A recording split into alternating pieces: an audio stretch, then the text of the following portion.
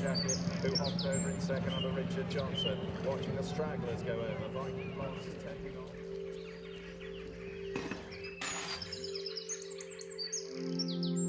Oh, they're very, very intelligent horses, I can tell you. And I don't let you know what half they know, but they are very intelligent.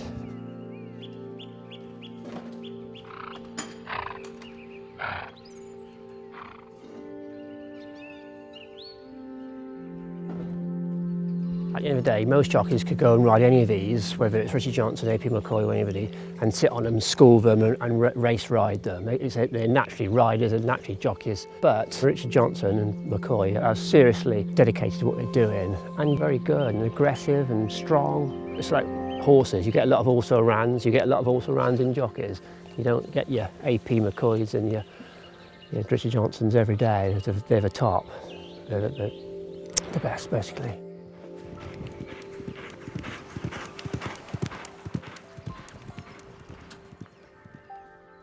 I've always been one to try as much as I can, you know, even when sometimes the race looks like it's over. I've been called foolish for doing that, but I've always been very keen on giving 100% to every horse, whether it's at Cheltenham Festival or at a small meeting in the middle of the week.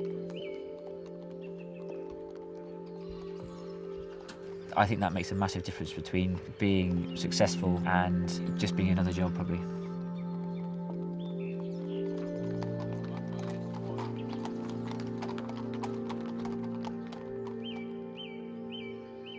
A jockey can only ask the horse to do what we can. You know, you need the horse to want to be willing and go forward. And again, there's nothing better than riding a good racehorse that tries very hard. It's frustrating when you ride one or two horses that you think that they've got all the ability in the world, but they're a bit on the lazy side, and you have to really ask them to win the races.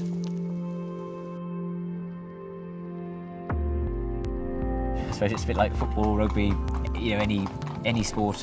Some of them just do have a slightly better makeup and find things easier. You can't guarantee by looking at one in the cold light of day whether it's going to be a champion racehorse or not, but you definitely get the feel when you've ridden them, how they find things. And then when they get to the race course, obviously you know for sure quite where they are, but it's always nice to have a horse that's forward going and athletic.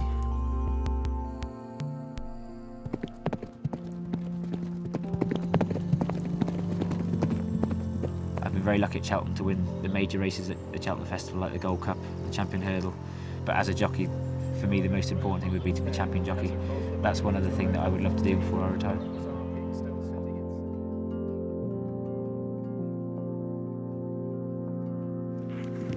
It is like a buzz, it's I suppose an adrenaline rush. The thrill of winning there's no better feeling. It doesn't matter, again, whether it's a little race or a bigger race. For me, that's what we do the job for, and that's what I wanted to do when I first ever rode, and I've just been very lucky to carry on doing it for a long time. Even though people say, oh, this is a dead cert, there's never a dead cert.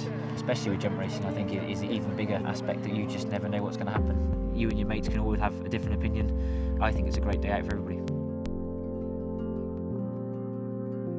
I'm Richard Johnson, and this is Priority Sports.